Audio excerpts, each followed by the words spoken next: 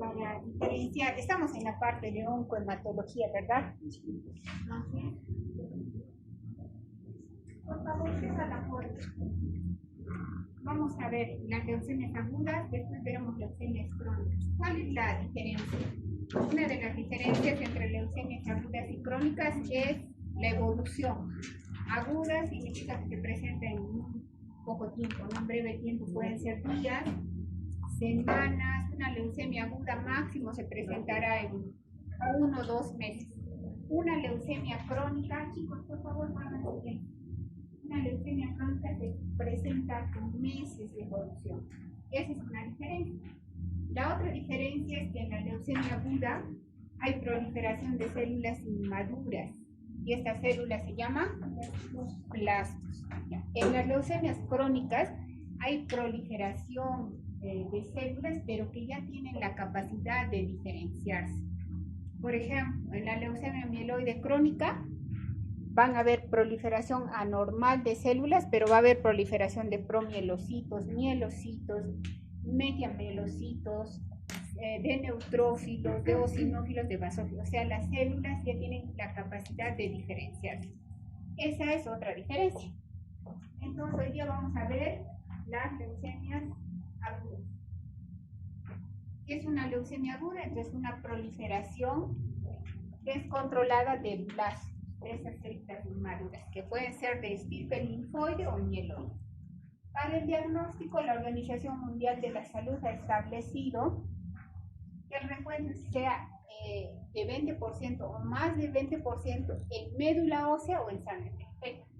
Pero hay una excepción, en los casos en que se encuentran translocaciones ya definidas, como por ejemplo la 821, la inversión del cromosoma 16, se puede hacer diagnóstico con menos de 20% de plasma. Pero eso es, digamos, una excepción. Lo que tienen que aprender ustedes es que este hace diagnóstico. Ahora hay leucemias primarias y secundarias. Primarias porque se presentan, la gran mayoría son primarias, sin antecedentes de enfermedades previas. Las secundarias aparecen en pacientes que ya tienen previamente enfermedades. Pueden ser hemopatías. Por ejemplo, a ver, ¿qué enfermedades pueden evolucionar a leucemias agudas? Ya hemos hecho síndromes mieloproliferativos crónicos, como por ejemplo, perdón, chicos, hablen. La aplasia medular puede transformarse. ¿Qué más?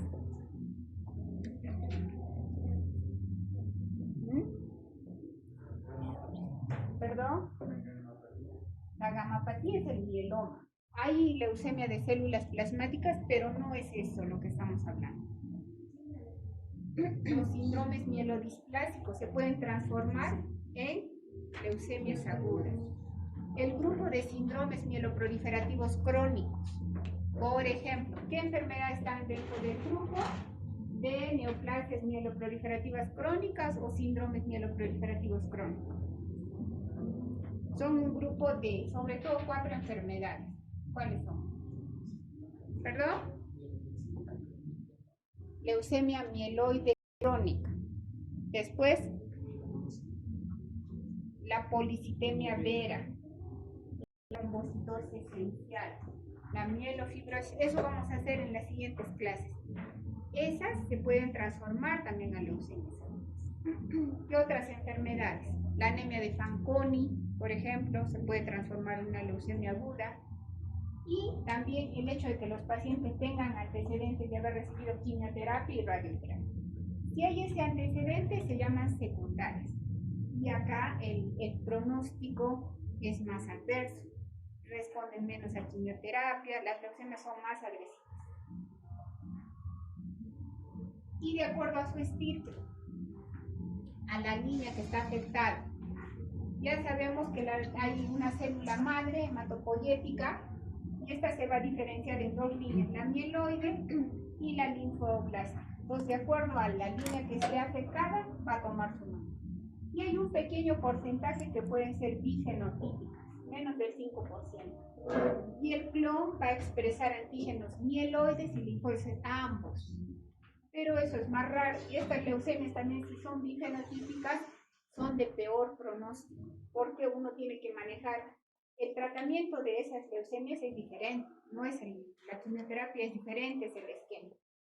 Entonces, acá hay veces tenemos que usar para la linfoide y para la mieloide, sí están intercalando. Y el pronóstico no es bueno. Ahora, en cuanto a la patogenia de las leucemias agudas, pues como ya sabemos en las enfermedades oncológicas hay una transformación neoplásica de las células normales o de sus precursores, ¿verdad? Mediante un proceso, hay mutaciones sucesivas en los genes que dirigen y regulan las funciones celulares básicas, ¿no? Las células hematopoyéticas son las que más se renuevan, se expanden y maduran mediante un complejo proceso que lleva numerosas modificaciones genéticas, epigenéticas, por lo que tienen más oportunidades de error o vulnerabilidad a agentes mutacionales. ¿Por qué? Porque hay más replicación celular, ¿no? Las células, los glóbulos rojos, blancos, las plaquetas viven 10 días. ¿Cuántos días viven un glóbulo rojo? 120. Ya, los neutrófilos, perdón, 8 horas. Entonces, todo el tiempo se están replicando, entonces hay más posibilidad de que haya vulnerabilidad o afectación a esta, o sea, más afectadas por mutaciones. Ahora vamos a ver de frente la leucemia linfática aguda. Entonces, ¿qué es la leucemia linfática aguda o linfoblástica aguda? Es una neoplasia de células precursoras linfoides, o también llamada linfoblastos, porque son blastos linfoides. ¿Y qué va a pasar? Que van a proliferar en la médula ósea y en la sangre periférica, pero también pueden afectar o infiltrar otros tejidos, ¿no? Entonces, ¿qué va a pasar? Si proliferan estos linfoblastos en la médula ósea, ¿qué va a pasar? Acá, ¿no? Acá se van a originar los linfoblastos. Entonces, pueden haber linfoblastos de estirpe B, de estirpe T, T o natural killer, ¿no? Lo más frecuente son las leucemias linfoblásticas agudas. ¿Qué tipo? La B, el 80% son de estirpe B y el 20% son T. ¿Por qué es importante saber? Porque también el tratamiento es diferente, ¿ya? Entonces, ¿por qué aparecen síntomas? ¿Por qué creen que aparecen síntomas en los pacientes?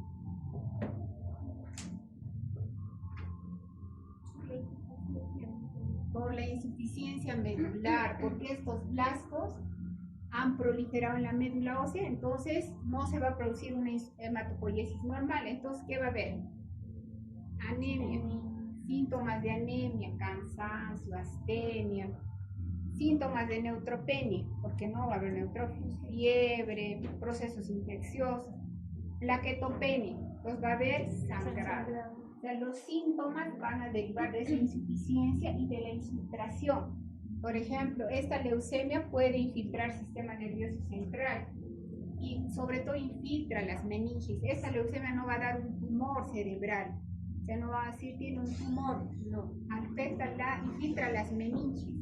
Por eso es que para diagnosticar hacemos punción lumbar y hacemos recuento de células o de blastos en líquido cefalorraquídeo. Entonces, si infiltra el sistema nervioso, habrán síntomas de acuerdo a la afectación, ¿no? Puede haber paresia de pares craneales, etc. Ahora, ¿cuál es la patogénesis de la leucemia? O sea, ¿por qué se produce? ¿Cuál es la etiología? No sabemos exactamente, pero nosotros hablamos en la parte de oncohematología de factores de riesgo para hacer neoplasias. Entonces, por ejemplo, un factor de riesgo es la exposición a radioterapia, a radiaciones, a quimioterapia. Trastornos genéticos como el síndrome de Down. Es 20 veces más frecuente la leucemia linfoblástica aguda en el síndrome de Down que en una persona que no es. Y es 600 veces más frecuente la leucemia mieloide tipo megacariocítica en el síndrome de Down que en una persona que no tiene Down. Entonces hay factores de riesgo. No solamente para leucemia en el síndrome de Down, también para síndromes mielodisplásico. Hay mutaciones germinales también, por ejemplo en el TP53, en estos genes, ¿no? Pueden haber mutaciones que si las tenemos, y si tenemos, pues aumenta el riesgo riesgo de hacer una LLA. Entonces, ¿cuál es la epidemiología? Eso ya habíamos hablado, ¿no? Del cáncer. El cáncer más frecuente en los niños es la leucemia aguda. Y de las leucemias, ¿cuál es la más frecuente en los niños? La leucemia linfoblástica aguda. En los adultos, la leucemia más frecuente es la mieloide aguda. Entonces, es el cáncer más frecuente. El 30% de los cánceres en niños son leucemias agudas, ¿no? Entonces, en un adulto, bueno, esto ya les había mencionado, es más frecuente en varones que en mujeres. Y las tasas de remisión, ¿no? Nosotros no hablamos tanto de curación, sino hablamos de remisión completa. Estas son las tasas de remisión en niños, casi el 100%, ¿no? Y las tasas de supervivencia a los 5 años son 90-94, o sea, de 10 niños que tienen leucemia, estas estadísticas son del primer mundo. Pueden ser, estén vivos 9 niños, ¿no? A más. Lamentablemente, estas tasas de remisión completa en el Perú bajan. En el Perú, entre el 50-60% de remisiones completas tenemos, y la supervivencia también está a los 5 años, está en ese rango, de 50 y 60. Y uno preguntaría por qué. Porque pues, hay factores genéticos, igual que en los mexicanos. Las leucemias son más agresivas en mexicanos, en latinos, en peruanos. Debe haber algún factor ambiental, algo, por eso son más agresivas.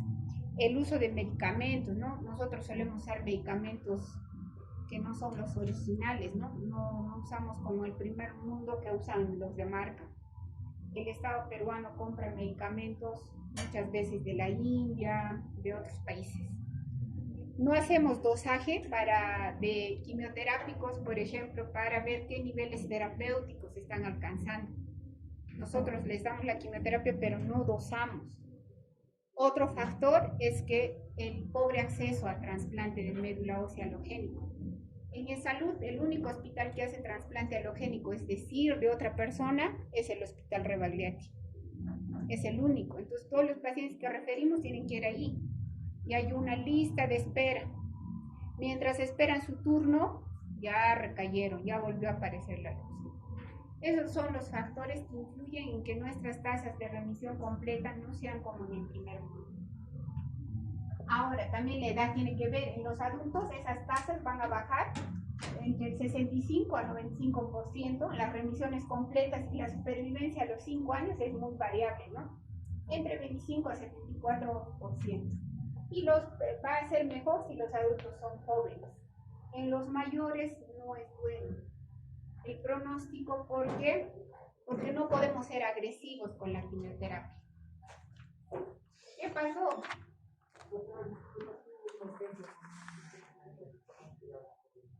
Ya. Cierra la puerta, por favor.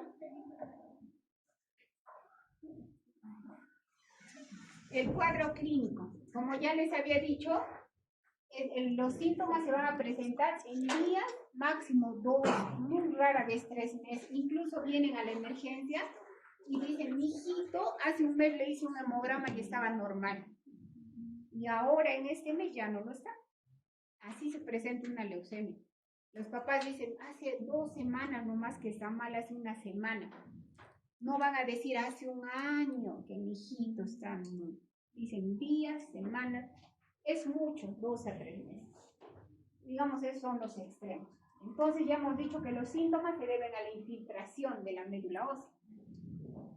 Algo que es característico de los niños es el dolor óseo, ¿no? Tienen dolor óseo articular los niños. Eso, cuando uno tiene un paciente con, puede ser pancitopenia y dolor óseo en un niño, tienen que pensar que puede ser una LLA. Hay hepatoesplenomegalia en el 65% de los casos, contrariamente a una leucemia mieloide aguda, donde la hepatoesplenomegalia es muy rara. Hay adenopatías, hay anorexia, pero no hay pérdida de peso significativa porque se presenta en días, no hay tanto tiempo como para que puedan perder peso. O sea, cuando viene un paciente con LLA, no les van a decir: he bajado 10 kilos de peso, no, eso no va a pasar. Hay compromiso del sistema nervioso central en menos del 5%, puede haber cefalea, papiledema y parálisis de nervios craneales. Y también hay infiltración de testículos en el 1% de los casos, ¿no? Entonces, esos consideramos como santuarios de la leucemia linfoblástica aguda, el sistema nervioso central y los testículos en los varones. Hay veces en médula ósea no hay enfermedad, están en remisión completa y aparece en sistema nervioso o en testículo. Ahora, el examen físico que van a encontrar, paciente con fiebre, más de la mitad tienen fiebre, tienen sangrado, casi la mitad, dolor óseo, casi un tercio de los pacientes tienen ganglios, esplenomegalia, hepatoesplenomegalia, y cuando es una LLA de tipo T, van a tener una masa en el mediastino, en el 85% de los casos, ¿no? Acá este paciente tiene adenopatías, como pueden ver, hasta su cuello está deformado. Ahora, ¿cómo hacemos el diagnóstico? ¿Cómo sospechamos? A ver, sospechamos, viene un niño por la emergencia, tiene 4 años, y su mamá nos dice, hace unos días tiene fiebre, está pálido y está sangrando por la epístasis. Entonces, ¿qué le pedimos? Un hemograma completo. En el hemograma vamos a poder encontrar desde leucocitosis hasta leucopenia, ¿no? La mitad de los casos van a tener leucopenia, ¿sí? Menos de 10.000 leucocitos. Entre 10.000 y 50.000 o 49.000, un tercio. Y solo un 17% más de 50.000 leucocitos, ¿sí? O sea, la gran mayoría van a debutar con menos de 10.000 leucocitos. ¿Y por qué es importante saber esto? Porque a más leucocitos tienen peor pronóstico, ¿sí? Ahora, la hemoglobina, ¿no? Casi la mitad van a tener menos de 7 de hemoglobina, es decir, anemia severa. Casi toda la otra mitad tienen anemia moderada y pues más de 11, un pequeño porcentaje, ¿no? De 2%. Ahora, trombocitopenia. Menos de 20.000 plaquetas van a tener casi un tercio, la mitad entre 20.000 a 99.000 plaquetas y 25% más de 100.000 plaquetas, ¿no? Así los vamos a encontrar. Puede ser que estén con pancitopenia, pueden también venir con leucocitosis, anemia y trombocitopenia. Entonces, eso vemos. Y si tienen pancitopenia y es un niño, ¿qué diagnósticos diferenciales en un niño plantearían si tiene pancitopenia? Aplasia medular, ¿no es cierto? O puede ser, la aplasia medular puede ser una anemia de Fanconi, pero digamos, ¿qué otras posibilidades si tiene pancitopenia y es un niño? También podría ser una anemia megaloblástica. Es un poco raro, pero sí podría ser. ¿Qué otra cosa? Sí, también en los niños hay síndromes mielodisplasicos, pero es bien raro. Lo más frecuente es que tenga una leucemia aguda o una aplasia. Eso es lo más frecuente en un niño. Pero si son adultos, hay que pensar también en otras causas, ¿no? De pancitopenia. Le pediremos una lámina periférica. ¿Para qué le pediremos? Para ver los blastos. Si ya les informan blastos y les dicen más del 20%, ya tiene leucemia. Hay que pedir también un perfil de coagulación porque se puede asociar la leucemia, la LLA, a coagulopatías, a CID. Es raro, más frecuente es en la mieloide.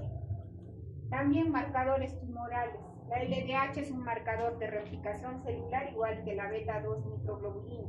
Están incrementadas cuando hay leucemia de estirpe linfoide y también en los linfomas. Urea, perfil bioquímico, perfil renal. ¿Para qué? ¿Por qué? ¿Por qué creen? Porque puede haber lisis tumoral. Las neoplasias, los pacientes que tienen neoplasias y tienen gran replicación celular, o sea, un paciente que tiene, también vemos pacientes con 400.000 leucocitos, tienen alto riesgo de hacer lisis tumoral. ¿Y qué es la lisis tumoral? Es la destrucción de las células neoplásicas y estas por esta destrucción van a producir incremento, daño renal, falla renal aguda. Entonces, por eso es que nosotros les pedimos urea, creatinina, porque pueden hacer lisis tumoral incluso sin darles quimioterapia o dándoles quimioterapia. Por eso nosotros, para evitar la lisis tumoral, la falla renal, les hiperhidratamos. Les damos 3 litros de cloruro por metro cuadrado, usamos alopurinol también, para evitar cuando la carga tumoral es así tan grande, chicos, cuando la carga tumoral es grande, ¿qué hacemos? No iniciamos quimioterapia de frente, hacemos lo que se llama citorreducción. Comenzamos a bajar poquito a poco los blastos. De 400.000 usamos hidroxicarbamida, bajamos a 300.000, 200.000, 100.000. Con menos de 30.000 recién iniciamos quimioterapia. Porque si no hacen lisis tumoral, van a entrar en falla renal, van a entrar en hemodiálisis y se va a atrasar la quimioterapia. También perfil hepático, porque puede haber también hepatopatías o compromiso hepático en la leucemia. También hay que hacer el grupo factor, porque hay que hacer, a estos pacientes los vamos a transducir un montón, ¿no? Esto ya vimos. Otros exámenes que hacemos, radiografía de tórax y tomografía de tórax. ¿Para qué? Para ver masa D en el mediastino. ¿Qué es más frecuente en qué tipo de LDA? En las de células D, en los tipos D es más frecuente. Ecografía abdominal y pélvica para buscar hepatoesplenomegalia. Bueno, ahora hacemos tomografía, tórax, abdomen y pelvis. Y también se puede buscar compromiso testicular, les pedimos también ecografías. Ecocardiograma para ver la fracción de eyección ventricular, porque los medicamentos que usamos son cardiotóxicos, ¿no? Producen miocardiopatía dilatada, algunos, por ejemplo. Usamos también, hacemos resonancia, tomografías de cerebro cuando hay síntomas neurológicos. En los niños se prefiere hacer resonancia magnética. Ahora, también los pacientes, para iniciar quimioterapia, los desfocalizamos. Buscamos focos infecciosos y sobre todo dentales y por otorrinolaringología, ¿no? Para evitar que cuando les demos quimioterapia, porque ellos están con neutropenia, después se infecten y tengan infecciones severas, hagan una sepsis, shock séptico, los desfocalizamos. ¿Ya? Y también hacemos estudios de histocompatibilidad para ver si tienen donante histocompatible de médula ósea. Esto se hace en los adultos que tienen leucemias de alto riesgo y también en los niños que tienen leucemias de alto riesgo, no en todos. Ahora, ya yendo a los estudios de médula ósea que se hacen para diagnosticar leucemias agudas. Son 4 los estudios.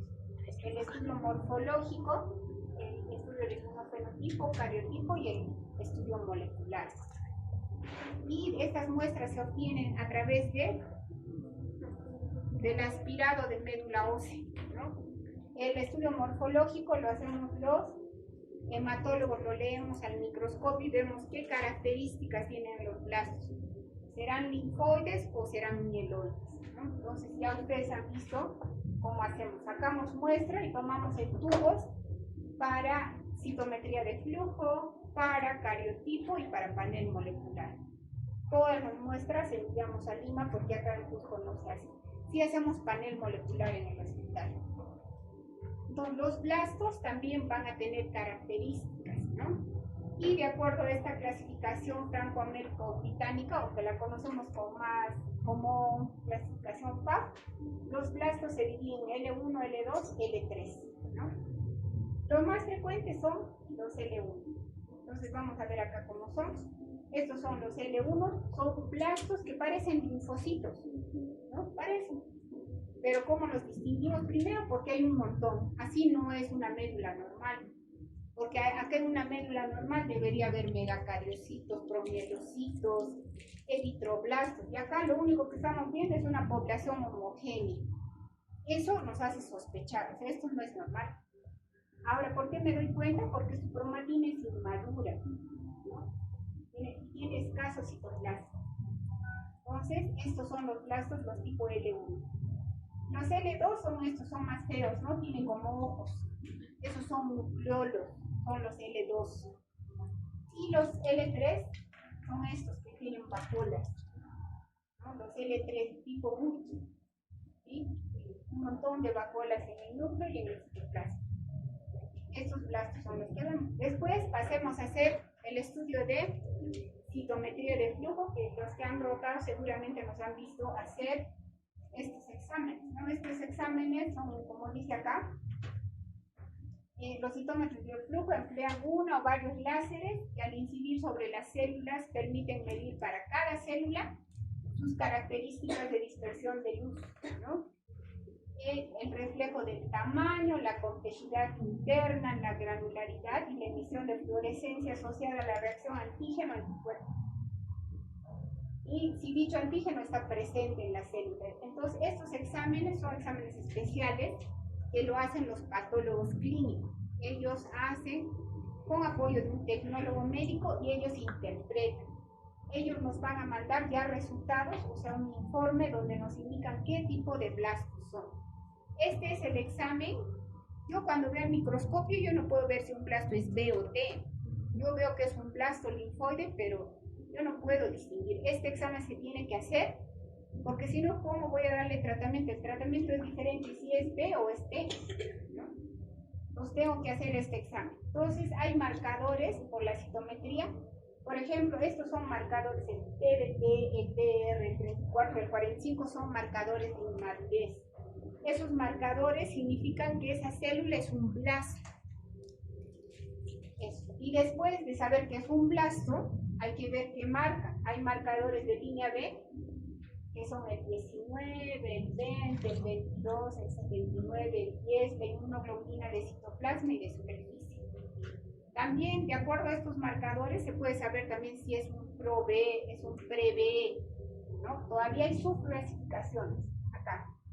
Ahora en la línea T hay marcadores de CD3 de citoplasma, de superficie, CD7, CD2, CD5, CD1A, CD4 y CD8. Son marcadores de línea T.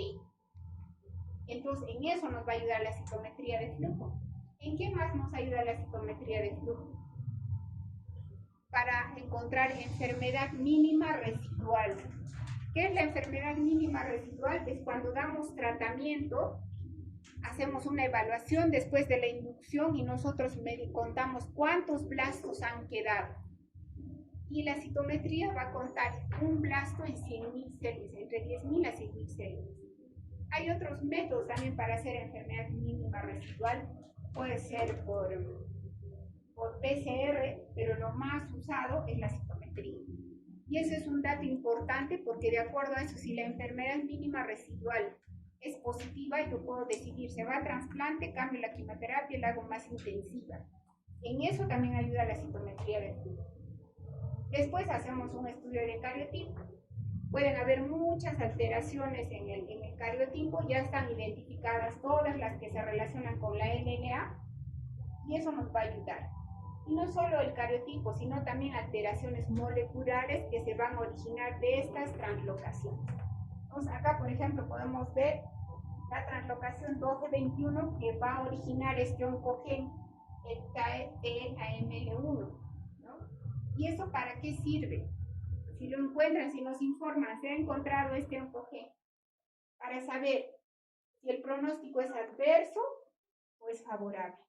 Entonces, si hay esta alteración 1221, el pronóstico es favorable, es frecuente en niños, en el 25% de niños se encuentra. También tenemos la translocación 922, que ya ustedes han escuchado hablar. ¿Cómo se llama? Se llama cromosoma Filadelfia. Ya hay 3 tipos de cromosoma Filadelfia o de oncogen BCR-AB. El que se asocia a LLA es el que es el P190. El que se asocia a leucemia mieloide crónica es el 210. Eso vamos a hacer cuando veamos el MC. Entonces, si hay esta translocación o este oncogen, esto se va a presentar en el 20% de adultos y en el 5% de niños. Y el pronóstico es desfavorable. También tenemos la translocación 814, que da origen a este oncogen, el CESMI, inmunoglobulina H, que se presenta sobre todo cuando la LLA es tipo L3. y hay gran infiltración extramedular y es de pronóstico desfavorable. La translocación 1.19 que da origen a este oncogen E2A PBX1 y que es de pronóstico desfavorable. La hiperdiploidía, nosotros tenemos ¿cuántos cromosomas? 46. Y cuando encontramos en el cariotipo más cromosomas entre el 51 y 65, se llama hiperdiploidía y es de pronóstico favorable. ¿Por qué? Porque estas leucemias son más susceptibles a la quimioterapia, hacen más remisión. En cambio, cuando hay hipodiploidía, menos de 44 cromosomas, el pronóstico es desfavorable. Cuando tenemos la translocación 411 y que da origen a este oncogen, al MLL-AF4, lo vamos a encontrar sobre todo en lactantes, en menores de 1 año. Y se asocian a hiperleucocitosis y son de muy mal pronóstico. Las leucemias de los lactantes, o sea, menores de 1 año, son muy agresivas, muy agresivas. Ahora, todas esas alteraciones se asociaban a LLA de tipo B. La que se asocia al tipo T es la translocación 814 y da origen a este oncogen y pues se caracteriza porque hay enfermedad extramedular y hay hiperleucocitosis, ¿no? Entonces, acá vamos a ver, ya hemos visto qué exámenes se hacen para estudiar una LLA. Entonces, ¿para qué hacemos eso? Para ver si tienen factores de riesgo favorables o desfavorables. Por ejemplo, ¿qué factores son favorables? La edad. Niños entre 1 y 10 años es un factor favorable, pero no lo es si son menores de 1 año o mayores de 10 años. Es un factor desfavorable. O sea, no solo depende de eso, hay que sumar varias cosas.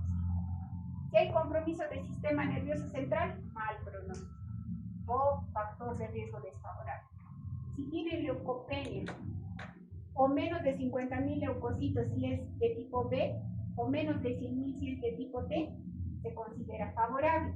En cambio, si tienen más de 50.000 y es de tipo B o más de 100.000 si es de tipo T, es desfavorable. Es favorable si es de línea B, desfavorable si es T.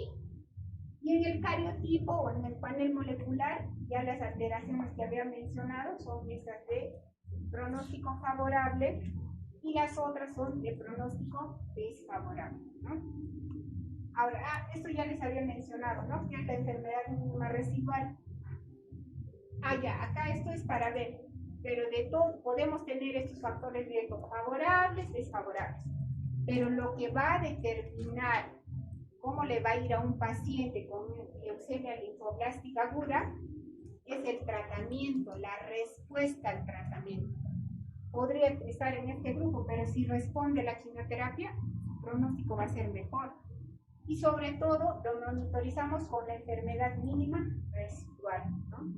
Asociada a estas alteraciones citogenéticas. Es importante la respuesta a la quimioterapia y la enfermedad mínima residual.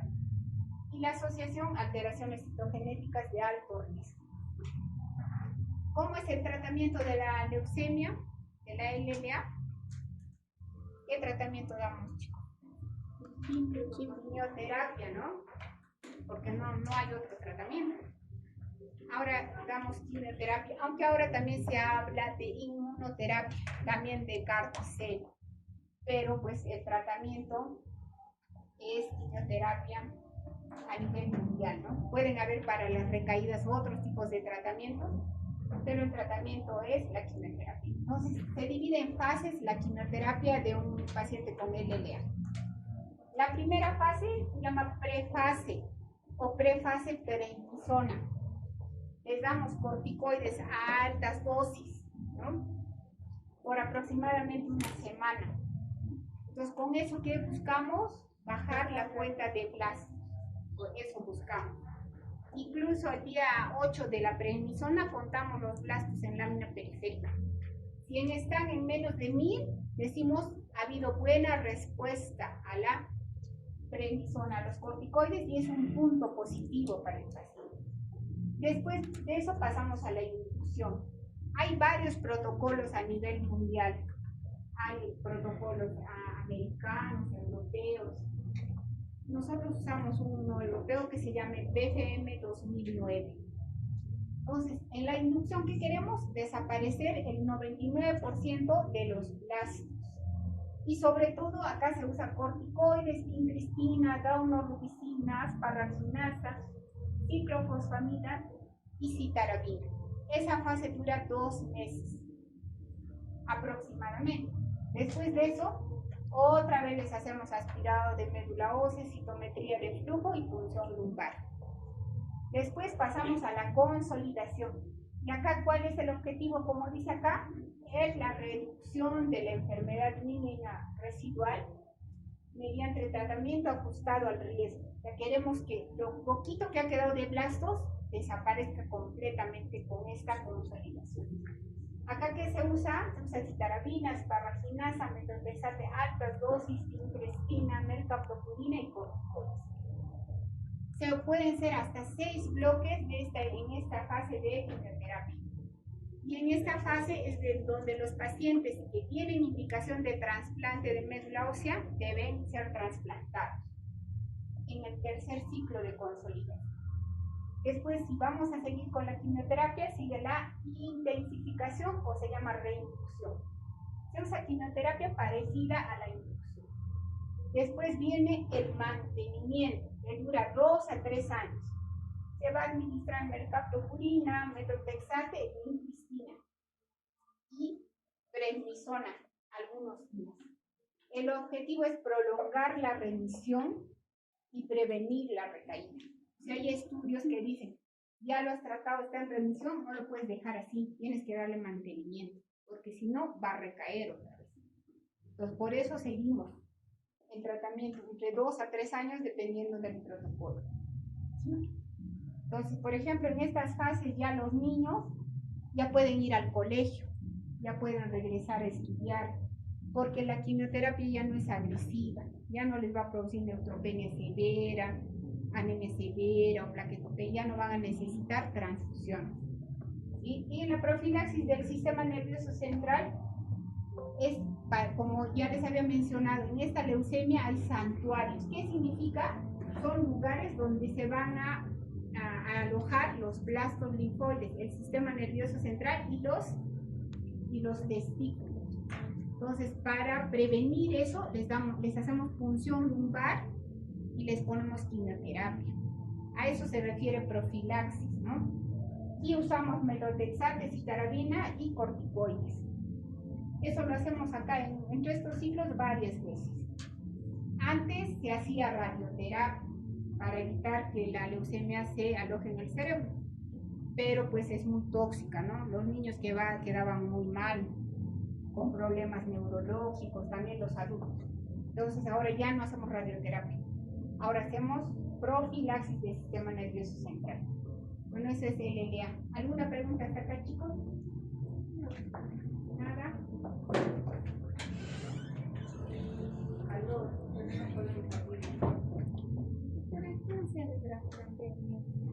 El trasplante de médula ósea, muy bien, la pregunta, aquí en este caso es halogénico, es de otra persona.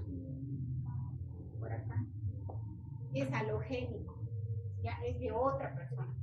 Puede ser de trasplante idéntico cuando es de hermanos de padre y madre y son 100% compatibles.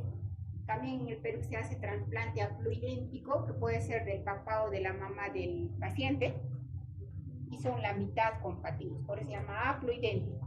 Y el otro trasplante que no hacemos todavía en el Perú, pero hacen en otros países, es el no emparentado, que ese se hace a través de un banco de donantes de médula ósea, ¿no? Eso hay bancos. Es trasplante en Colombia, Chile, Argentina, México también. Nosotros no hacemos todavía ese trasplante. Entonces, ¿cuál es la función del trasplante de médula ósea halogénico de otra persona? La función es que cuando nosotros vamos a trasplantar, hacemos radioterapia y quimioterapia agresivas al paciente. O sea, lo dejamos prácticamente sin médula ósea. Y ahí le trasplantamos la sangre, los progenitores hematopoyéticos del donante para que vuelvan a crecer ahí. Y también esa médula del donante tiene otro efecto que se llama injerto versus tumor. O sea, esas células también van a destruir los blastos. O sea, tiene un doble efecto el trasplante. Acá en Cusco hacemos trasplante halogénico. Para estas leucemias no es indicado el trasplante autólogo de uno mismo, pero para la mieloide sí.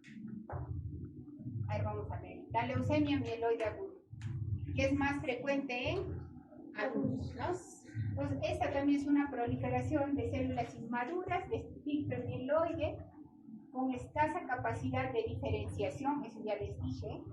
Estos precursores anómalos pueden desplazar la hematopoiesis normal de la médula ósea y pueden infiltrar tejidos extramedulares. Entonces, podemos acá, está la célula madre mieloide, que es la que va a dar origen a estas células, ¿no? Hay leucemia mieloide aguda de tipo de células dendríticas también. Hay megacariocítrica, hay eritroblástica, hay monocítica, mielomonocítica, ya vamos a ver eso. Entonces, esos son los tipos de leucemias mieloides agudas que pueden haber. Acá sí hay más factores de riesgo para hacer una LMA, ¿no? Ya habíamos hablado de enfermedades hematopoyéticas, síndromes mielodisplásicos, la anemia plástica, enfermedades congénitas, el síndrome de Down, la anemia de Fanconi, el uso de quimioterapia, incluso ya están identificados los alquilantes, por ejemplo la ciclofosfamida, que se pueden usar para algunas neoplasias. Se ha visto que entre el lapso de 1 a 3 a 5, de 3 a 5 años pueden hacer leucemia mieloide. También este tipo de quimioterapias inhibidores de topoisomerasa como el etopósido, dentro de 9 a 12 meses de su uso, los pacientes pueden hacer leucemias mieloides agudas. Y hemos visto pacientes de oncología que habían recibido tratamiento para un cáncer de mama, después de unos meses hacen leucemias mieloides agudas, ¿no? Entonces, esa leucemia mieloide aguda es secundaria y tienen peor pronóstico. La exposición ambiental, radiaciones, los virus, algunos virus, Epstein-Barr virus, citomegalovirus, el VIH, el virus de la hepatitis C, el benceno. Pero en la mayoría de casos no hay factores de riesgo. La epidemiología, casos nuevos, 1.3 a 5 casos por 100.000 habitantes por año en Estados Unidos. Ya había mencionado que representan el 15 a 20% de las leucemias en los niños y adolescentes y el 80% de los adultos.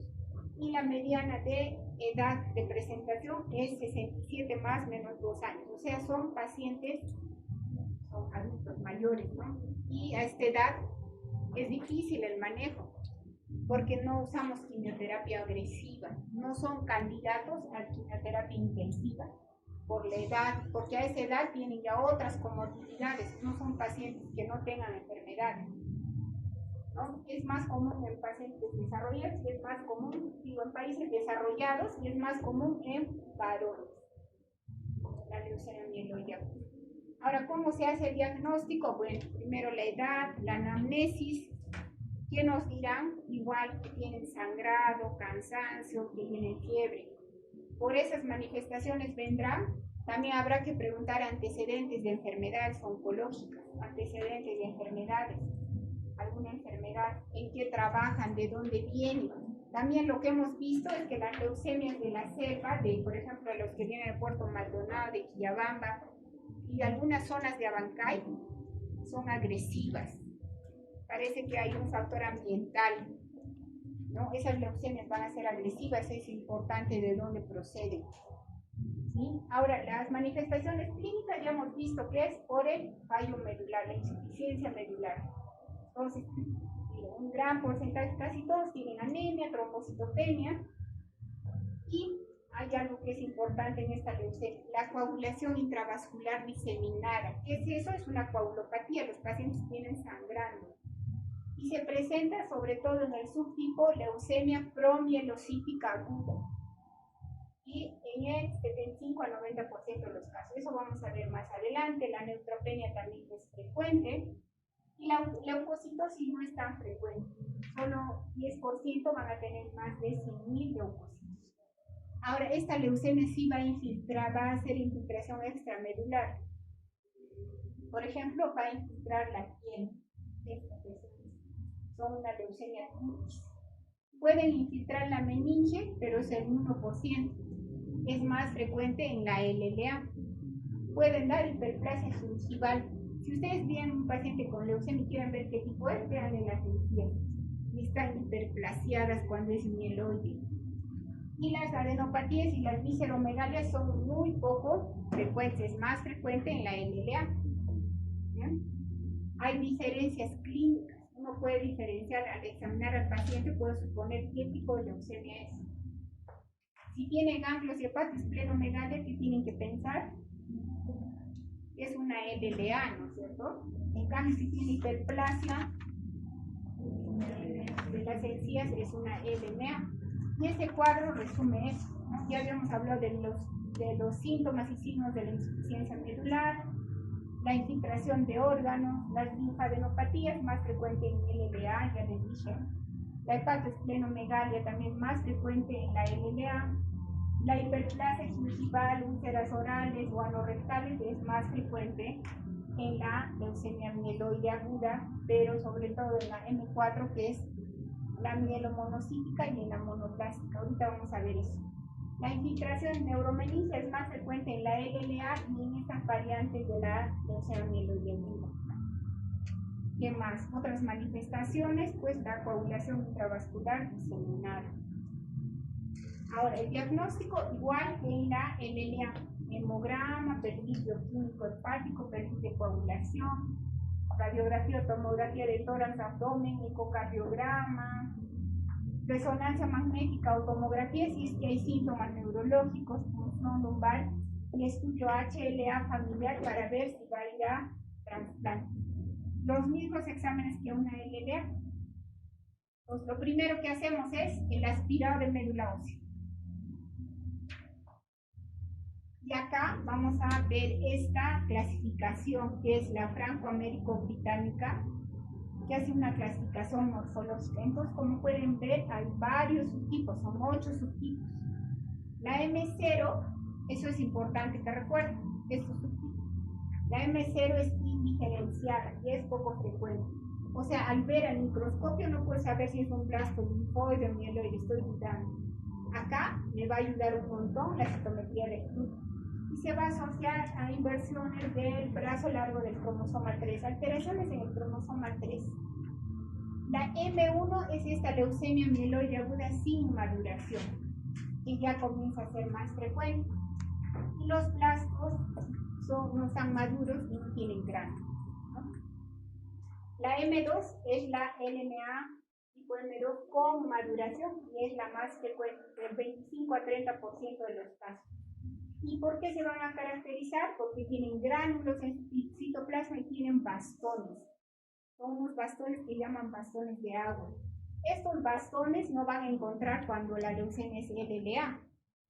Los bastones se hallan cuando los blastos sean de tipo mieloide.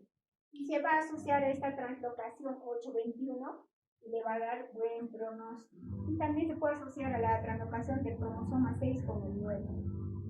Ahora hablemos de la leucemia promielocítica aguda.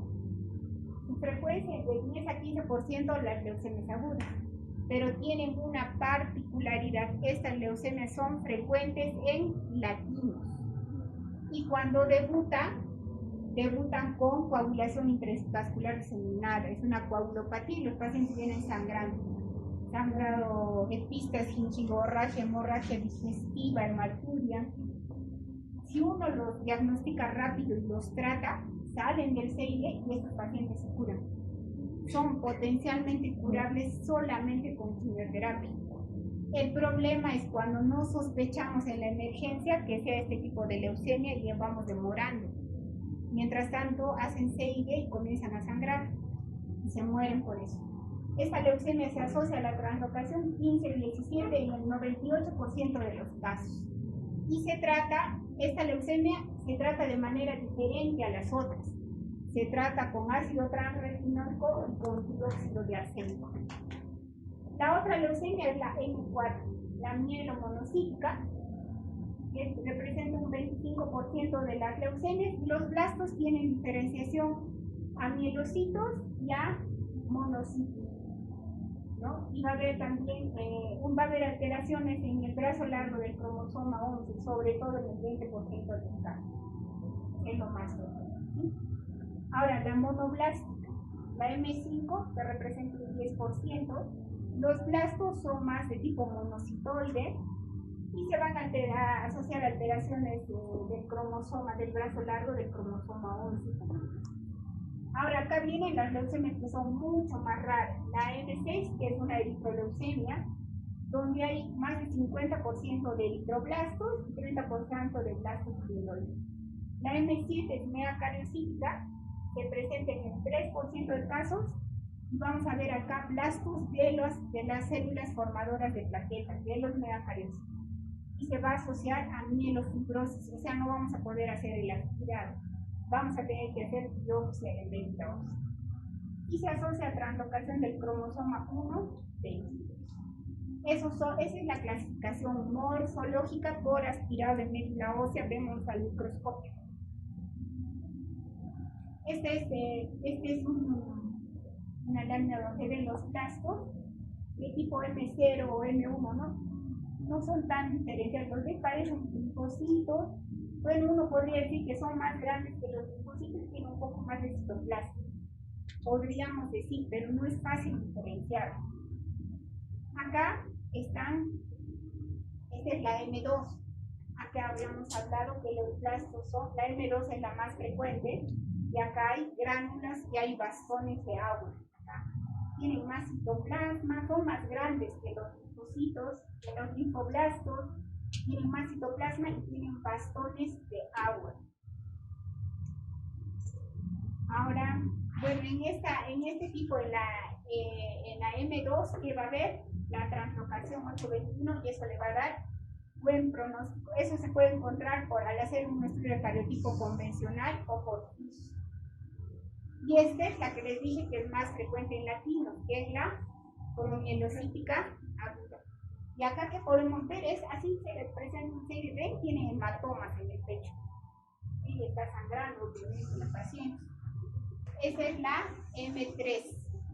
Y acá lo que vemos en el aspirado de médula ósea son promielocitos, ¿no? Estos son promielocitos, pero que tienen muchos gránulos y no los podemos distinguir. Y tienen como estos bastones gigantes que se llaman Hago-Z. Y esta leucemia se asocia a translocación 15-17, y ya como había mencionado, y repito, se asocia a coagulación intravascular diseminada. Acá es se asocia a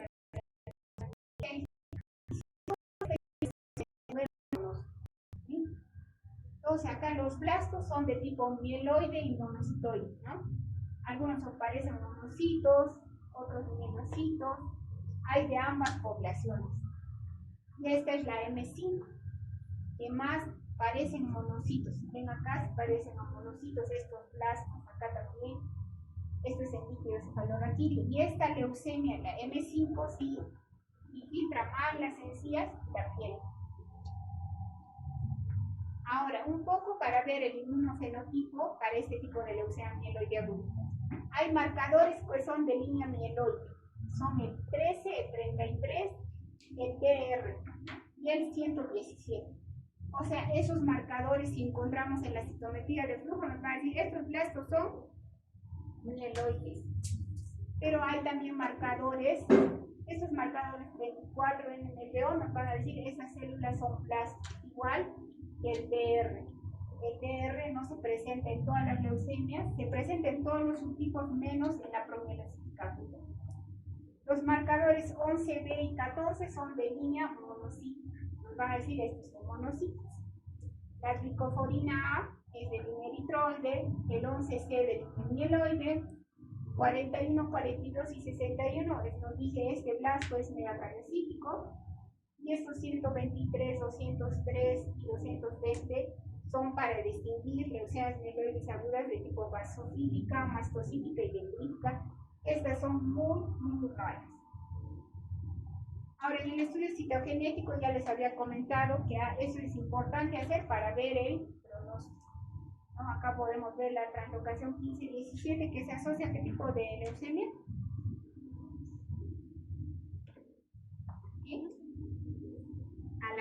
mielocítica aguda. La inversión del cromosoma 16 a la M4. La 821, translocación 821 a la M2. ¿No? Si están presentes estas translocaciones, son de buen pronóstico. Cuando hay esta translocación, uno tiene, a ver, 10% de blastos y tiene la translocación de 821. Si está esta translocación que tiene 10-15% de blastos, se hace diagnóstico de leucemia mieloide aguda. Así no hayan llegado a 20% de blastos. ¿Por qué? Porque tienen translocaciones que son típicas de las leucemias mieloides agudas. Esa es la excepción, para que tomen en cuenta. Y también hay, igual que en la LLA, hay alteraciones, estas alteraciones citogenéticas dan origen a alteraciones moleculares, ¿no? Entonces ya hemos mencionado que la 821 se asocia a la LMA de tipo M2 y va a dar origen a este oncogen, a RUNX1 o RUNXT1, y es de buen pronóstico. La 1517 da origen a este oncogen al PML-RAR alfa en el 90% de los casos y es de buen pronóstico. Ya les dije que la M3 se puede curar solo con quimioterapia, si salen del CT. Ahora, la inversión del cromosoma 16 se asocia a la leucemia tipo M4 y da origen a este oncogen CDFB-MIH11 y es de buen pronóstico. En la M5, en la tipo monocítica, hay la translocación 911 y se asocia a este oncogen MLL y es de riesgo intermedio. También en la leucemia mieloide aguda vamos a encontrar translocación 922, sobre todo en los subtipos M0 y M1, y va a dar origen igual al oncogen BCR-ABL y el pronóstico también es adverso. Y cuando encontramos leucemias mieloides agudas secundarias en estas, o sea, después de que ya tienen antecedentes de otras neoplasias, vamos a encontrar monosomía del cromosoma 7, trisomía del 8, monosomía del 5. Y estas nos van a indicar que esa leucemia ha evolucionado de un síndrome mielodisplasia. Hay otras alteraciones como la FL3, FLT3, la nitrofosmina, NPM1, por ejemplo, que dependiendo de qué se asocien pueden ser de buen o mal pronóstico. Esta es la clasificación de las leucemias mieloides agudas de la Organización Mundial de la Salud del año 2022, solo para que vean cómo las clasifican. En leucemias mieloides agudas con anormalidades genéticas específicas, como pueden ver. En los que no hemos encontrado estas alteraciones, las dividen de acuerdo a la clasificación FAB, y las leucemias mieloides agudas en secundarias, después de quimioterapia o de otras variantes de línea germinal. Y el sarcoma mieloide. ¿Qué es el sarcoma mieloide? Es un tumor de blastos mieloides.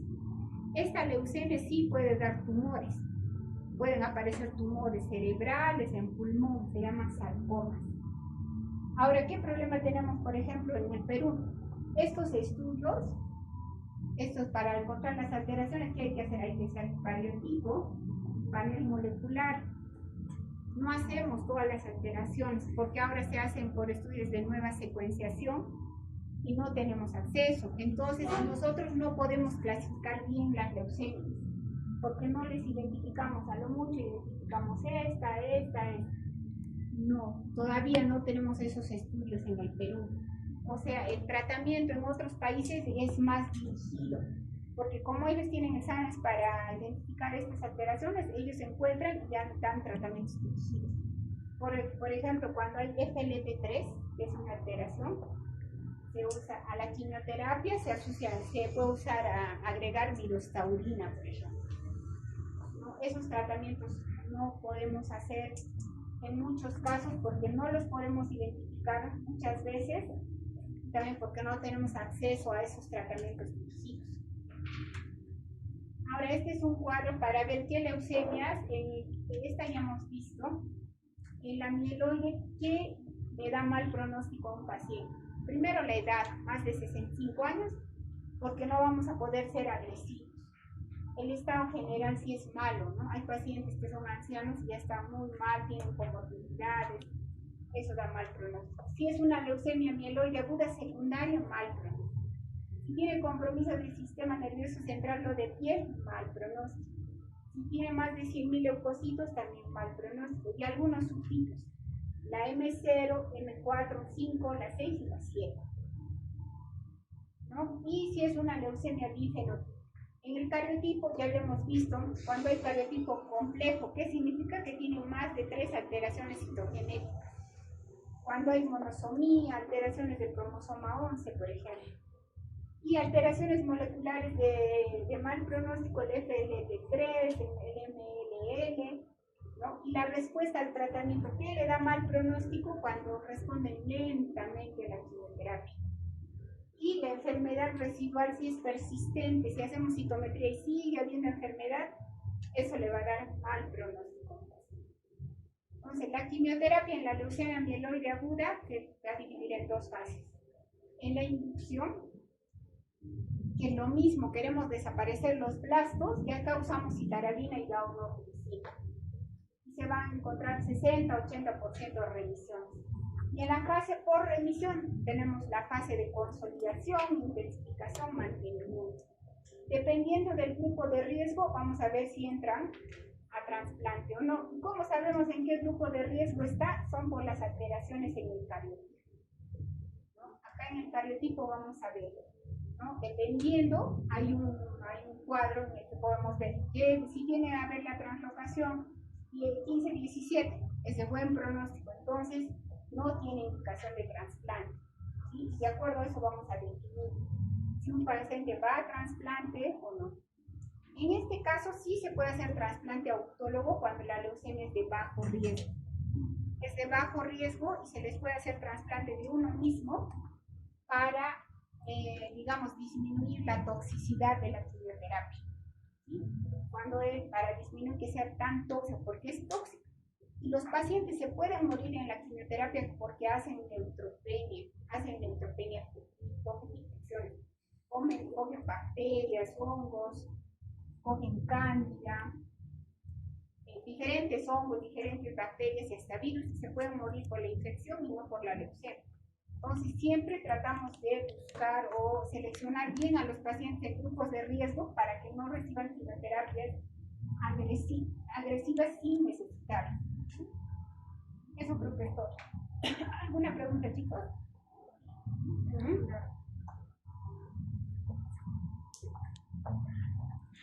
¿Todo claro? Tomaré la asistencia entonces. O yo preguntaré dudas.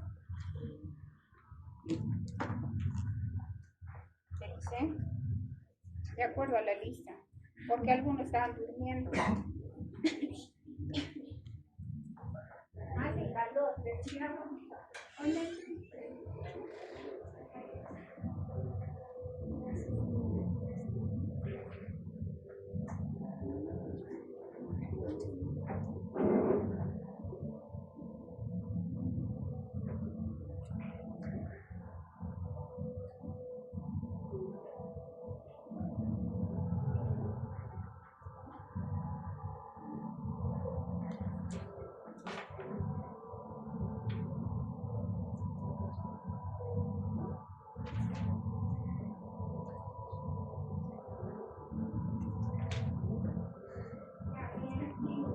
A ver, Juana, ¿qué exámenes se hace específicamente para diagnosticar leucemia?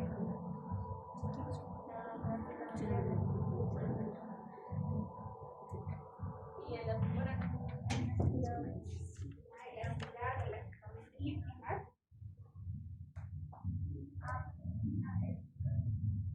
Tienes que el logramos, yo le digo para el programa, para ver el la psicometría de flujo, ¿verdad?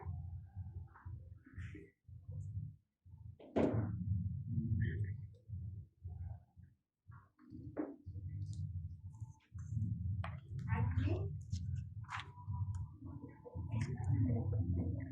puede ser, ¿no? El cariotipo y el panel molecular, ¿no? O sea, esos exámenes ya son para diagnosticar específicamente leucemias, para ponerlas en grupos de riesgo y tratarlas. La lámina periférica es cuando uno está sospechando, ¿no? Sospecha. El pancitopenia, quiero ver el esta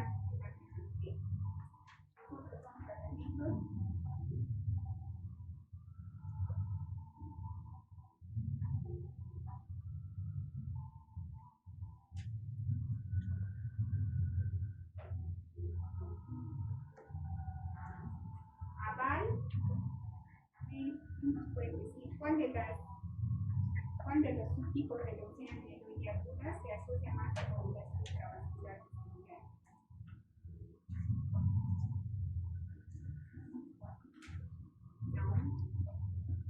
No. ¿Cuál? A ver, chicos. La M3 después, que se llama promielocítica, porque ahí van a proliferar promielocitos neoplásicos. ¿Saben lo que son los promielocitos, no? De los neutrófilos. Eso, ya muy bien. Aparte, siguiente, Alarcón, Altamirano, Álvarez, Bandera, Bustamante, Calla, Cascamacha, Javieres. A ver, a Javieres le vamos a preguntar. Si hay hiperplasia gingival, ¿en qué tipo de leucemia? Mieloide aguda, ¿pero qué subtipo? ¿En qué subtipo es más frecuente? En 4. En la M5 también es más frecuente.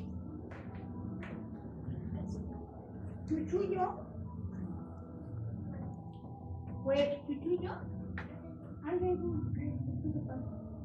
Huellas. Pusi.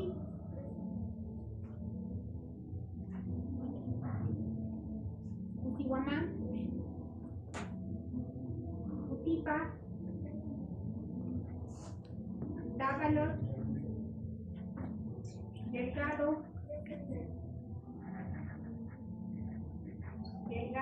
Villa. A ver, Delgado Villa. ¿Cuáles son las fases de tratamiento de una LLA? LLA, dijo por no decir leucemia linfoblástica. A ver, una dos. Ya nos lo digo todo.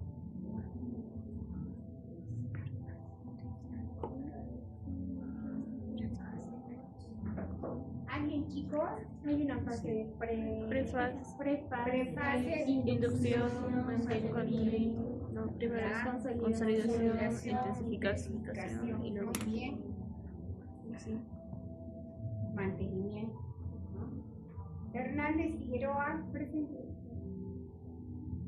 Flores Delgado. González Aguilar. A ver, González Aguilar.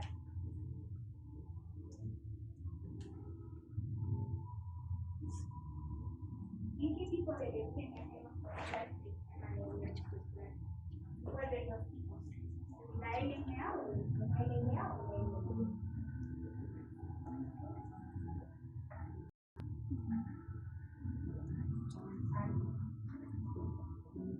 A ver, ¿alguien sabe? La LMA, ¿por qué? Porque tiene santuario donde la quimioterapia endovenosa no va a atravesar. No atraviesa bien la barrera hematoencefálica, ni siquiera bien el intestino. Por eso ahí los pacientes comienzan a tener enfermedades y para evitar eso le usamos la terapia intratecal. Y porque duele, pues ubica la sinusia y es doloroso. Vara. A la loca. A ver, a la loca.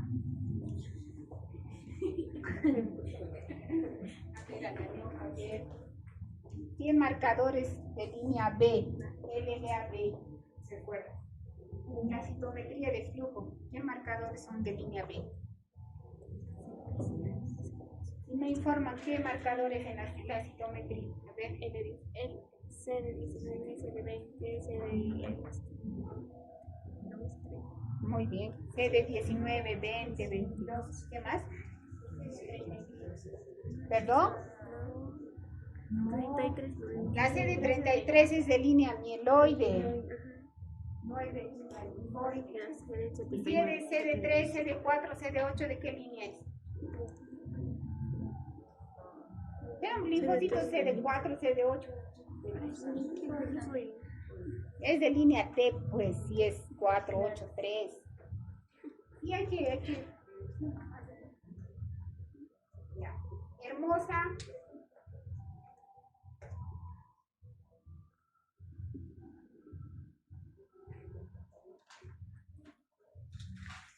A ver, hermosa, ¿qué factores de riesgo hay para hacer una leucemia mieloide aguda?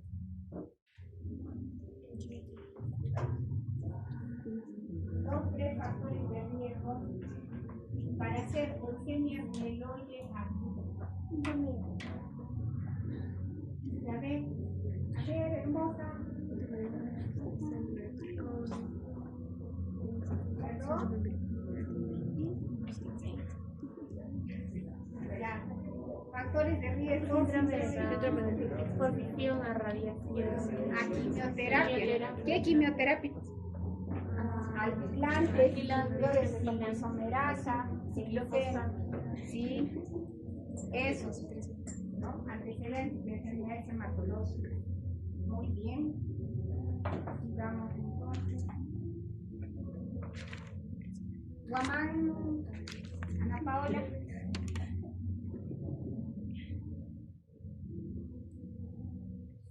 A ver, Guamán, Ana Paola. Si tengo un niño que viene a la emergencia, tiene 8 años, y viene porque tiene fiebre, sangrado, cansancio, me encuentro adenopatía, que el padre es esplenomegalia, ¿qué tipo de leucemia voy a pensar que puede tener el niño? ¿Perdón? Sí, aguda, pero ¿qué tipo? LLA o LLA. ¿Perdón? ¿Qué tipo? A ver, chicos. LLA. LLA, porque en ellos es más frecuente las adenopatías, ¿verdad? El parto de esplenomegalia. Guamán, ¿qué? Guamán, Soto. Labra,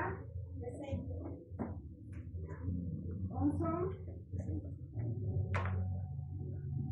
Omitas, Caño, Omita se muere, pero no se duerme. Caño, Presente.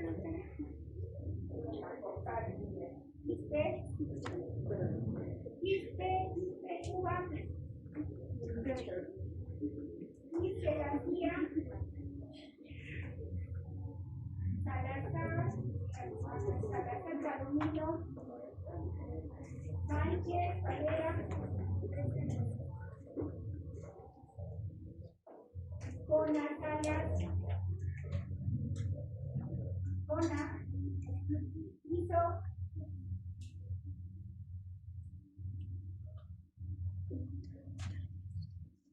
Pequeño, Presente. Güero, Vargas, Solís, Vázquez, Peralta, Luca Vázquez, ¿no? Ignati, vale, una pregunta.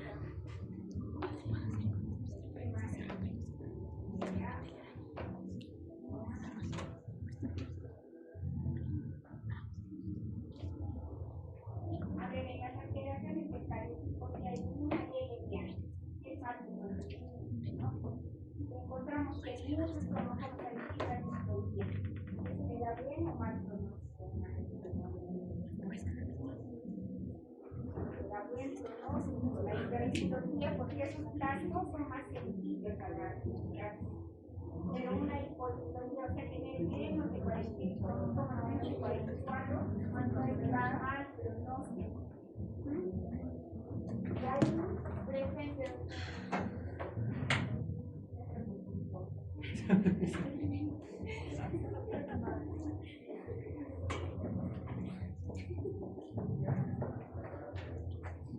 Y luego les preguntas más.